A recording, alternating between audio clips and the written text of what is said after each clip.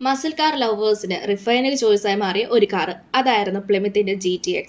1967 Plymouth എന്ന American brand ഒരു പുതിയ കാർ പുറത്തിറക്കി. അതിന്റെ പേരായിരുന്നു പ്ലിമത്ത് GTX.